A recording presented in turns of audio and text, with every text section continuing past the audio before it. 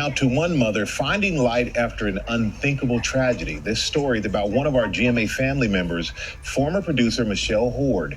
She went through every parent's worst nightmare and writes about it in The Other Side of Yet. And she sat down with Robin to talk about it. Take a look.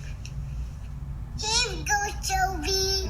I can feel her spirit. There are times, especially if I'm in the ocean or in quiet, where I literally can hear her say, "Keep going, Mommy. Keep going, Mommy. Don't give up." It's the power of a mother's everlasting love and heartbreak. Michelle Hord's daughter, 7-year-old Gabrielle, taken from her in the most unimaginable way. 11, I came in to see you. June 6, 2017. You get a call from Gabrielle's nanny, and it's every mother's worst nightmare. She was screaming and she said, "There's blood everywhere." And I said, "Get out of the house."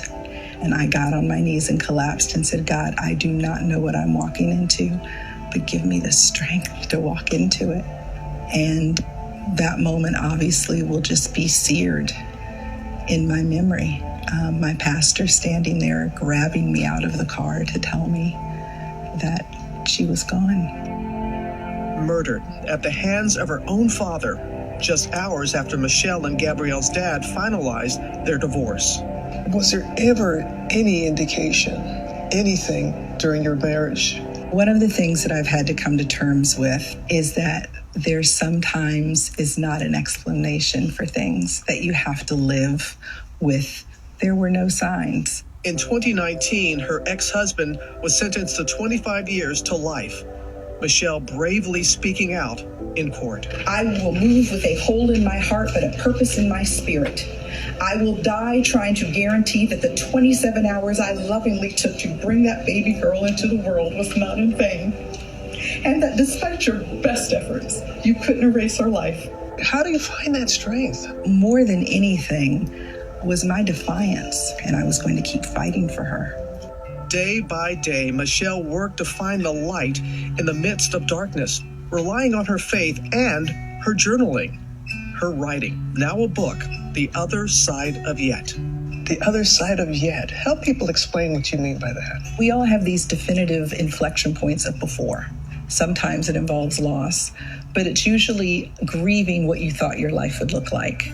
And in that moment, you have the possibility to pivot and say, this was true, this happened, yet there can be more.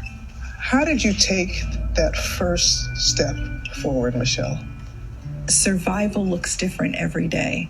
Survival today has been my ability to get up, get dressed, try to get cute, sit across from a dear friend and do an interview. Some days survival means not getting out of bed. And the reality is you do struggle. And sometimes faith is about putting a foot out in front of you at the edge of the cliff and knowing that somehow something's going to catch you. Now, Michelle fights to ensure Gabrielle's legacy lives on through her nonprofit, Gabrielle's Wings, to help uplift other children. She has a playground that's named after her. Yes.